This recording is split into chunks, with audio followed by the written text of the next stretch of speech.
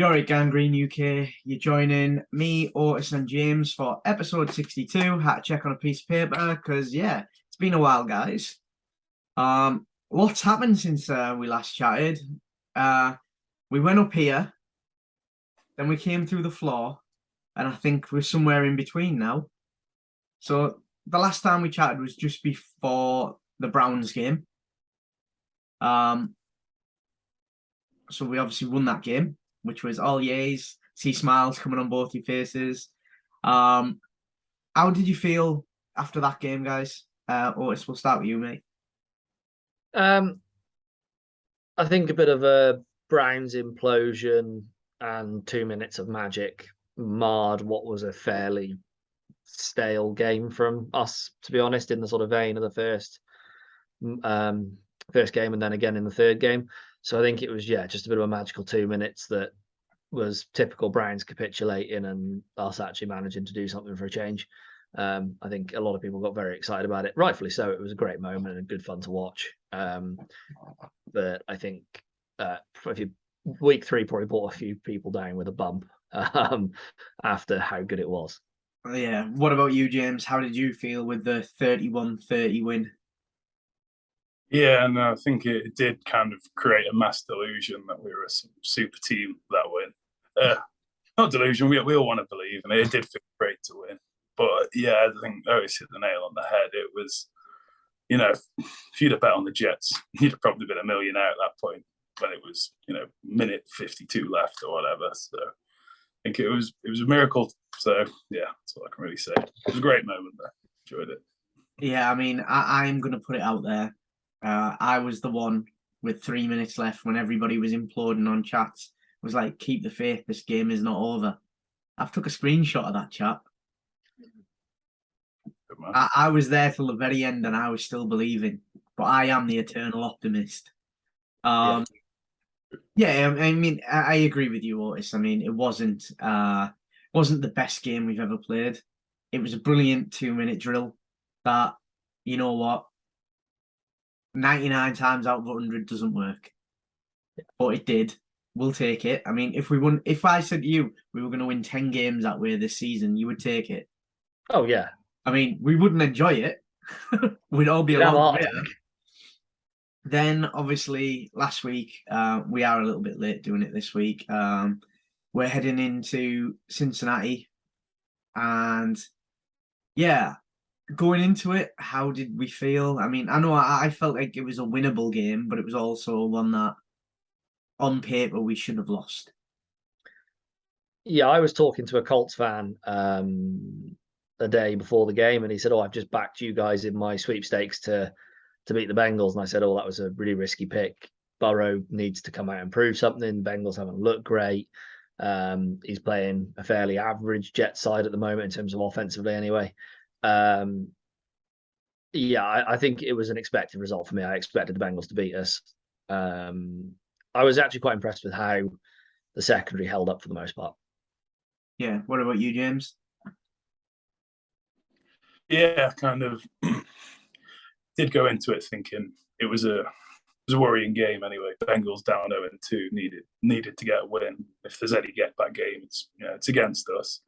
I think showed some signs of life throughout, but all in all, it was a bit of a beatdown. I'd say in general, but yeah. Yeah, so, and I feel what you're saying there. I mean, all in all, it was just a pretty bog standard average performance. I mean, I'm looking at the yards, and to be fair, we were 2 yards behind them in net yards. We give away less penalties but more yards. From obviously, we've got to say like stupid roughing the passer, like that. You take that penalty off, and all of a sudden, that's a bit of a different outlook. We controlled the ball pretty well when we had it. We couldn't lengthen plays.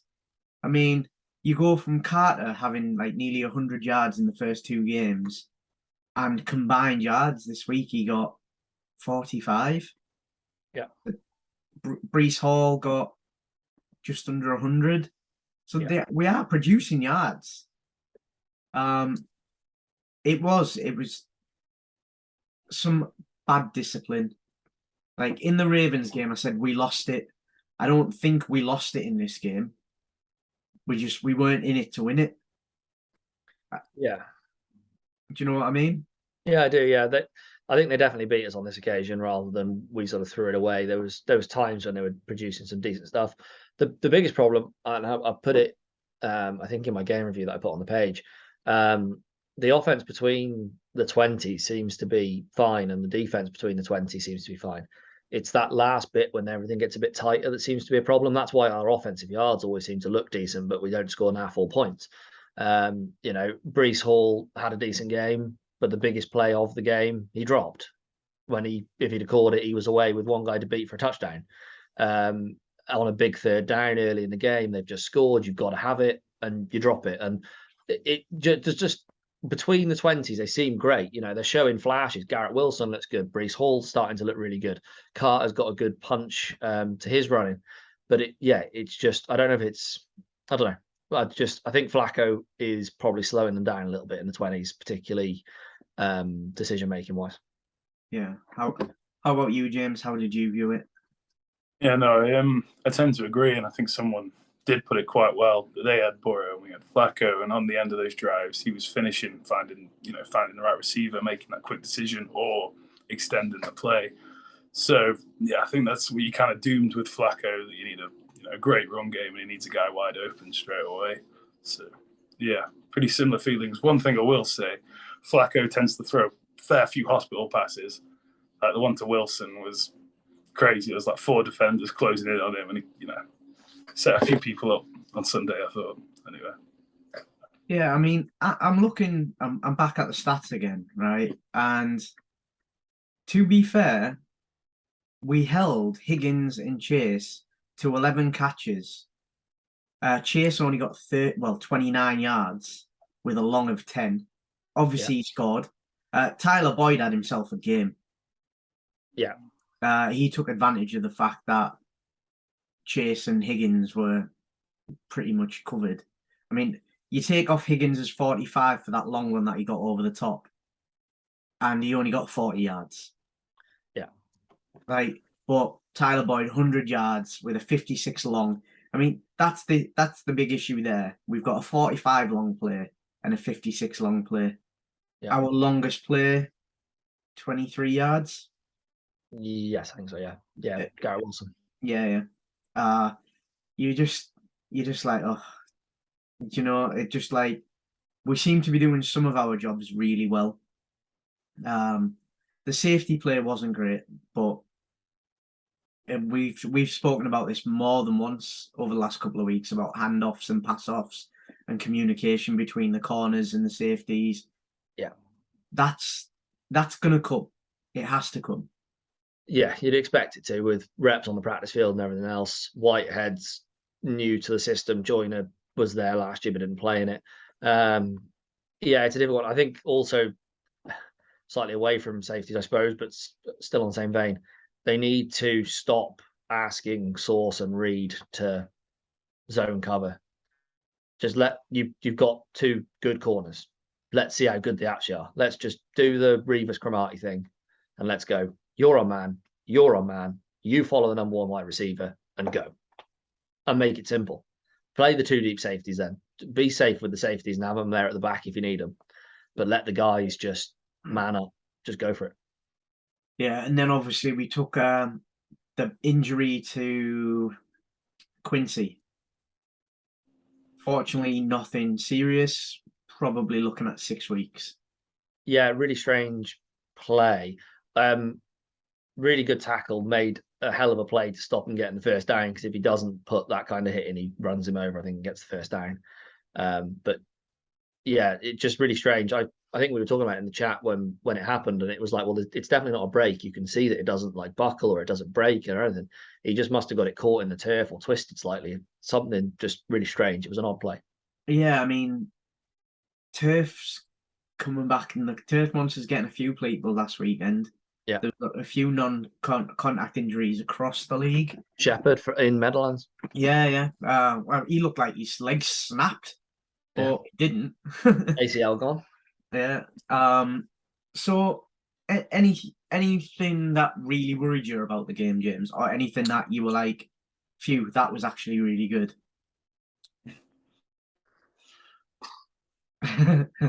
Just how quick they scored on us in the first, I would say. They didn't seem there was much getting off in general. We've got to make those possessions threes as opposed to sevens, and I think we can stay in those kind of games when we're just kicking field goals. But yeah, just need a bit more clinical from both sides for me, really. How are we feeling about George Fant, Walters? Wasn't hugely shocked. We were in the chat, weren't we, when it was mentioned that he might have been benched. And I said straight away that I suspected it wasn't a bench, and it was more a case of he's aggravated the knee injury he's had since camp. He's a big man. He's playing against huge men. Playing on an injured knee for any kind of length of time isn't going to last you very well. I'd rather him sit 2 weeks and be back 100% than play for the next 2 weeks and just remain at sort of 65, 70%. It's not going to help Zach. It's not going to help anybody. And we've actually managed to pick up a couple of decent depth tackles, which is okay. Yeah. I mean, do we think any of the tackles will make it in for Pittsburgh? Unlikely, I think, to be honest. Yeah, I mean, the way Salah was talking yesterday, Cedric is quite used to the system. He's got a lot of miles behind him.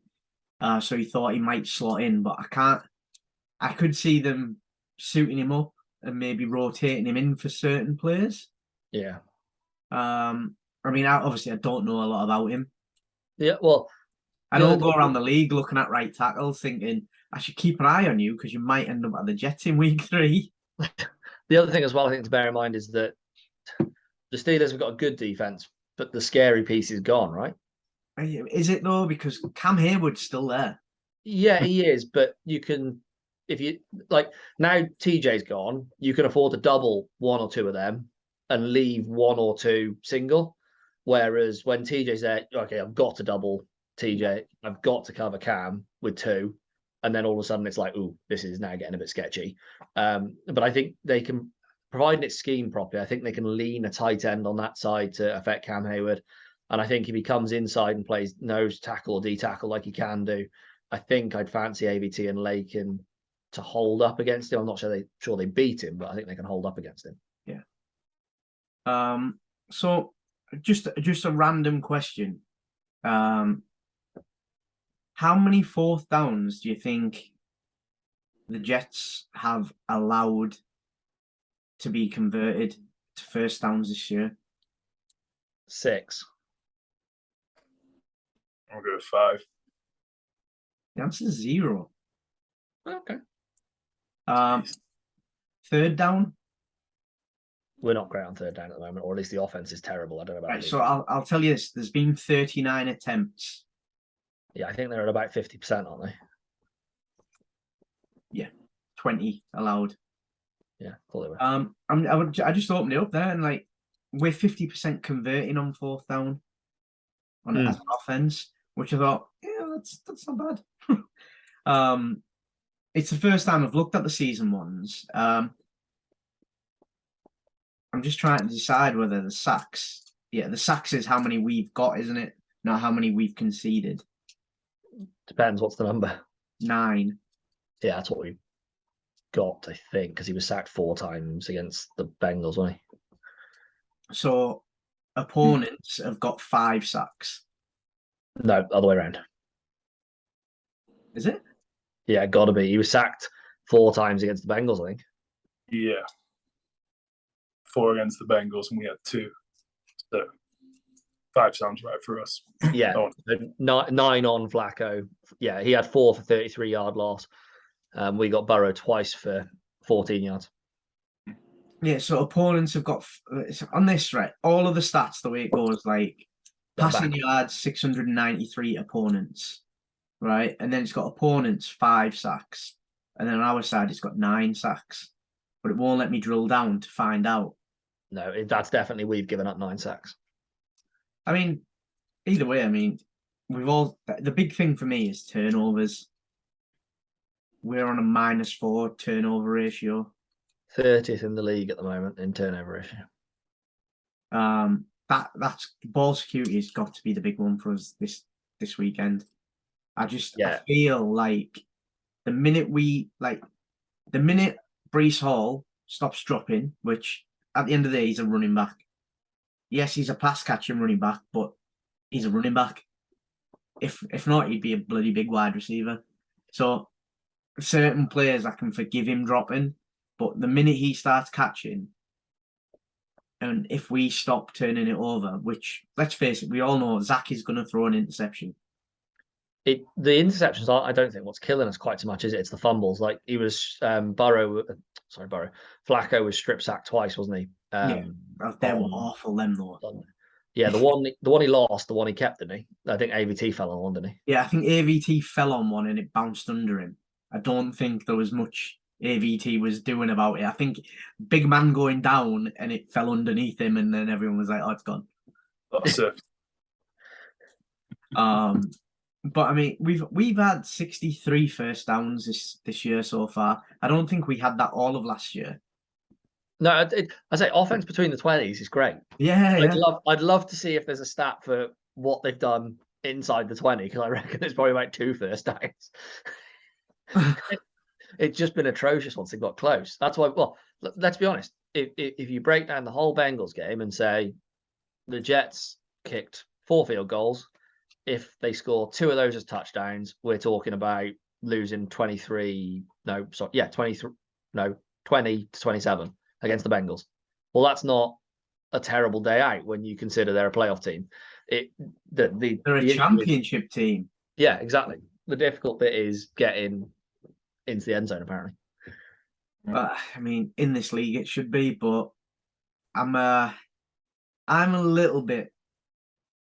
I'm looking at this weekend, just because obviously we're later on in the week, and that game is one that we can't quite forget.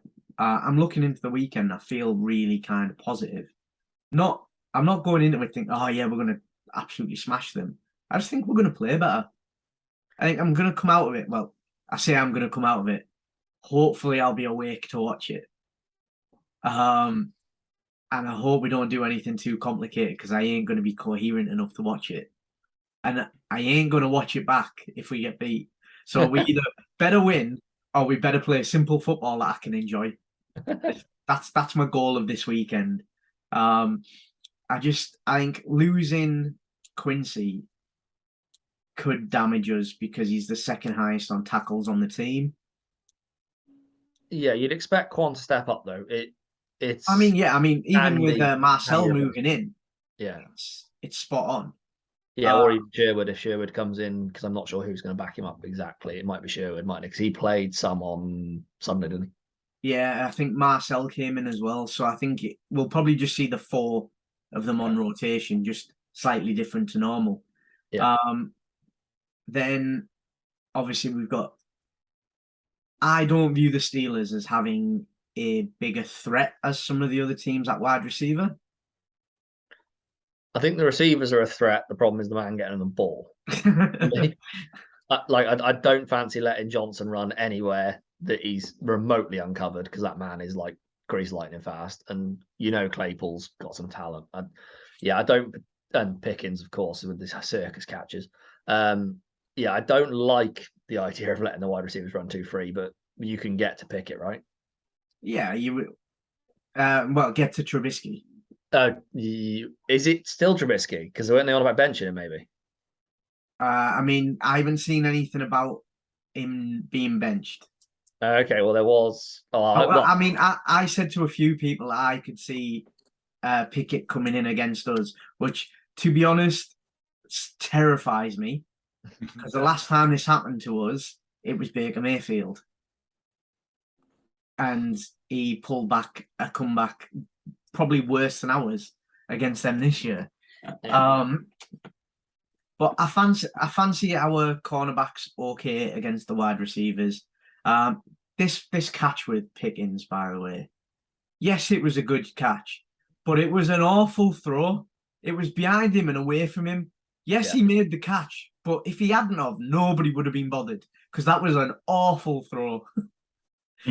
He made an awful throw look like a great catch. Yeah. That's all it was. It was some catch, to be fair to it. Yeah, but at the end of the day, he could have got hurt doing that catch because it was bent in all different types of ways, and it was an unnecessary catch. Yeah. Like, if it was in the end zone, we'd be going crazy. Yes, he got the first down, moved the chains and everything, but really, it should have been thrown better. I mean, yeah, for sure. I'm looking at Trubisky going, Mitch, you got to be better, boy. And everybody knows I am a fan of Trubisky. I think he's got something. I mean, he's not going to get it in this league, but he could have. He was just drafted wrong, wasn't he? What you think saying this weekend then, James? Quietly confident. I think Steelers, the line isn't great. They can't really run the ball even with Harris at the moment. So that's why they're kind of having to throw it with Mitch all the time. Which with our DBs, I like those odds. I think we might get one this week. Maybe Sauce's first pick, something like that. So I think it's going to be a close one. We've got to see what happens with the Steelers defense, but Fitzpatrick's looking like he's definitely out, and obviously Watt out. So, a bit weakened. It's their two best players on defense, probably, isn't it? Or certainly close to. Yeah. I mean, you've got to fancy it. I think Jets by 10 points. Yeah. Oh, I'm writing that down. Jets by 10. Zach 2 through the air and 1 with his legs. Oh, now you're getting that's a brave one. I mean, I think Zach's gonna have himself a little ball. Yeah, he is. I think he's going to come he's back and gonna be like, remember me? Yeah. It's going to be like a couple of them. There's going to be something, where you're just like, God, we've missed you. But I do also think he's going to throw a horrific pick. No, there's a good chance that he throws a real wobbler somewhere. I feel like he's going to get one, write the player's name on it, and just walk and hand them it, like type pick. But at the end of the day, when you look at the stats of quarterbacks this season, everybody's throwing picks. Yeah. Now, DBs are getting better, and throw more, risk more. Simple enough. Interceptions are fine as long as you can hold them to minimal points afterwards. It's the points off turnovers, isn't it? And the big thing with interceptions as well is how much of a run back you allow. Like, people make a big deal about interceptions, and they're not great. You don't want them, particularly in key areas, end zone and things like that, taking points off the board. But if you're just out of field goal range and you try for the end zone, or you try something on a third down that's a bit risky, and you make the tackle and keep them within their own 20, well, that's no different to a punt, which you were going to do anyway because you were out of field goal range. They're in the right place and at the right time. They're not the end of the world if you can control the guy intercepting the ball. But he's going to go mad at the weekend, I think. And the other thing on Zach is, don't you just love to see what Salah said about him? Isn't that just what every Jets fan wants to hear? He's playing. He's the face of the franchise.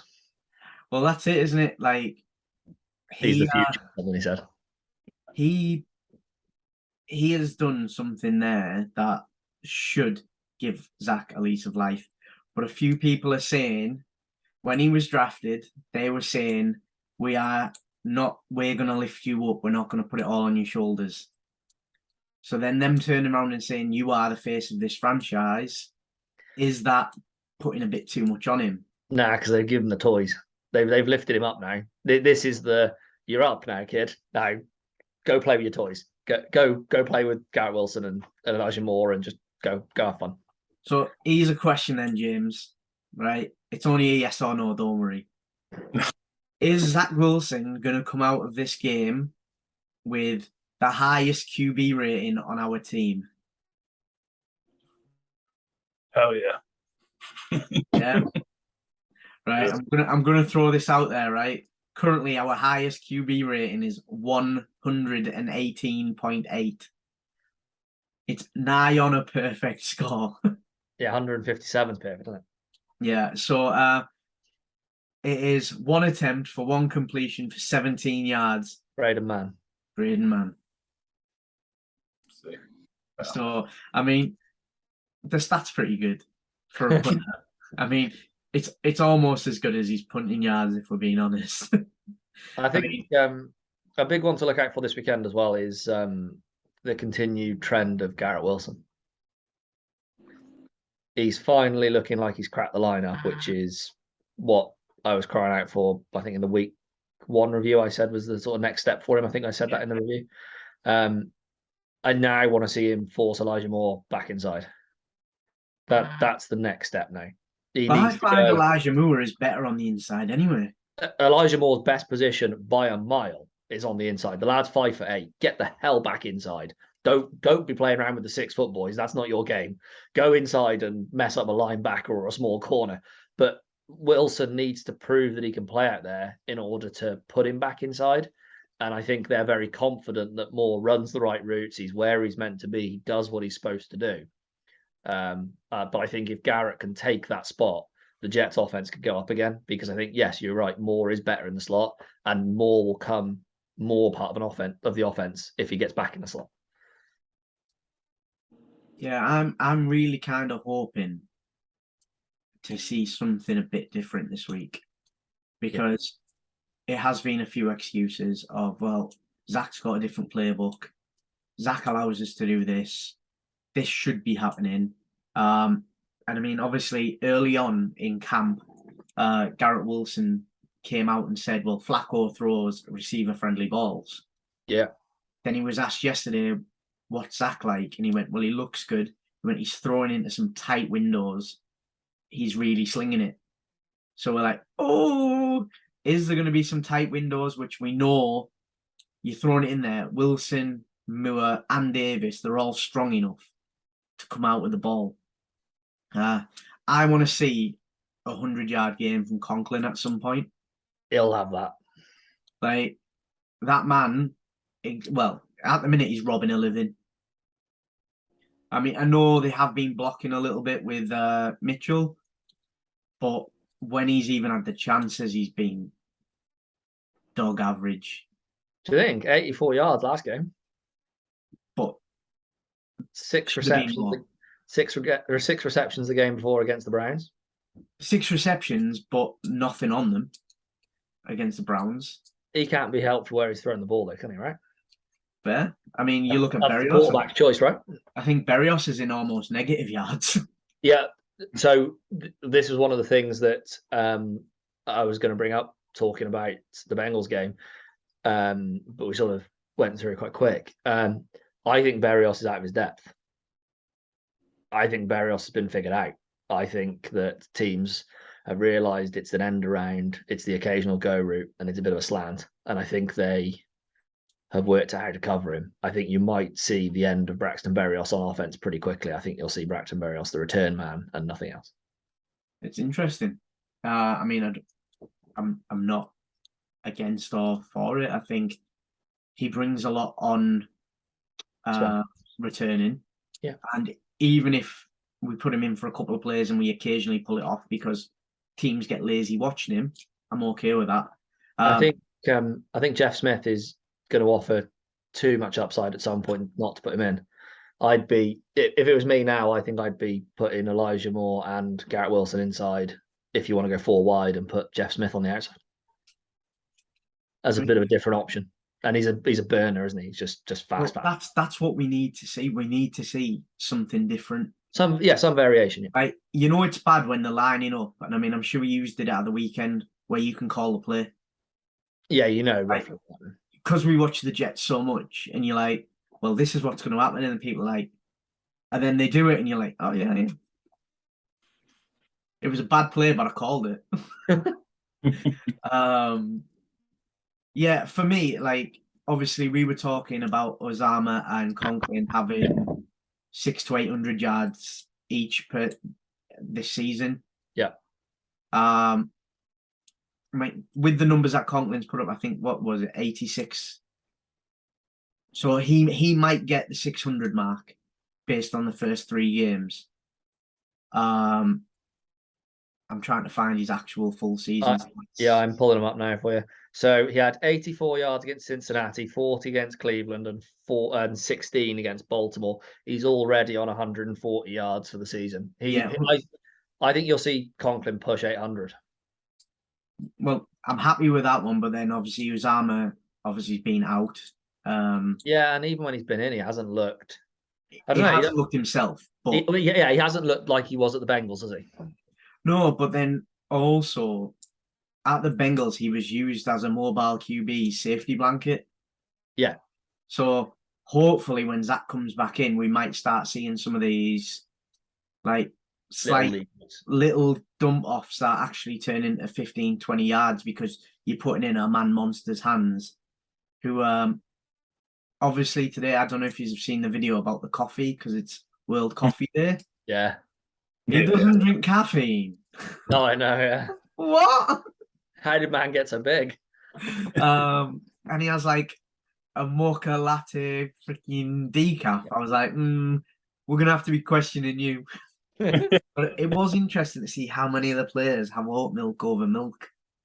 Yeah, it's really popular now, isn't it? But I think there is something like 6 or 7 vegans on the team because a lot of the NFL have gone vegan. Yeah, there was a really famous footballer that did it, wasn't there? And it showed how much healthier he was. I can't think who it was. I don't think it was Ronaldo, but he's the name that springs to mind. But I think it was. Yeah, well, there's a full thing on it, isn't there, on Netflix? The Game Changers. It's great. I mean, it does make you want to try it, and then you realize you've just got to eat vegetables. Yeah, and you think I could just eat a piece of bacon? Well, yeah, I mean, bacon is life, isn't it? Yeah, exactly. I mean, the bacon's not bad, but why make something taste like bacon when I can just have bacon? Yeah, if you've got to make it taste like the meat that you're trying to replace, there's probably a good reason that you just eat the meat that you're trying to replace, right? True that. So what we're seeing this weekend then is we need to see a mobile Zach with some accuracy. We need to see Breece Hall and Carter get some yards, and then us expose the fact that Fitzpatrick might be out with Garrett Wilson's speed, Elijah Moore's routes, and maybe Corey Davis catching the ball in the first half. He had one in the first half last game. No, he had not. Sorry, yeah, first half, but he dropped everything in the first quarter. So I think I'm still right of 4 games in a row that he's played without a catch in the first quarter. The one over the middle at the corner tipped, he made a good play on. I thought was going to be an interception. I was about to go mad. But yeah, it's going to be a good weekend. And then obviously we've got a lot of excitement going into the Dolphins game, which we'll cover next week. But yeah, anything you just want to pick on for this game coming up, other than the fact that Ashton Davis should be getting another interception. Just putting it out there. I think I've said my Zach prediction. Yeah. James, any hot take on the game? Yeah. 20 to 13 Jets. Let's go. Nice. We need to score a few now. Everyone else has done one. You want to score? I'm gonna say 6 either way. Okay. Which, to be honest, it's a bit of a cop out. I'm not gonna lie. I appreciate that you're both looking at me the same way. Yeah, typical Ant fucking Cook answer, innit? Cop out. Yeah, 6 either way. I'll give myself a 12-point swing every day. But I think Greg's got his mojo back. I think Braden Mann's got his mojo back. I think special teams have been fine. Yeah, special teams have been really good. We're ranked, I think it's 8th overall, I think, in special teams. I was looking the other day. Berrios is actually ranking 3rd or 4th overall as either punt or kick return, or maybe even both, actually. He was really high on both, but yeah. Yeah, and then obviously the line is the thing that we're going to look at this weekend, I think. But yeah, it should be good. I'm excited. So hopefully everybody will watch along. We'll have the game review, game thread going. Yeah. And we'll see you all soon, guys. Thanks for joining us. Give us a like, a share, subscribe when I can get the words out, and we'll see you soon.